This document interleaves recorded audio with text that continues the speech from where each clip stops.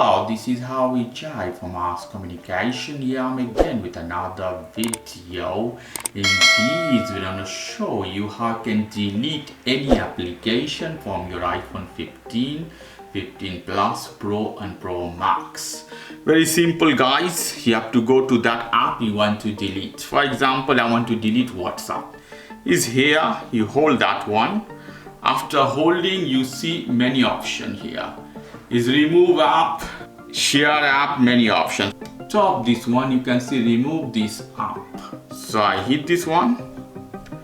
Then it's giving me this option, delete app, remove from home screen. So you have two options. You can remove from home screen, also delete.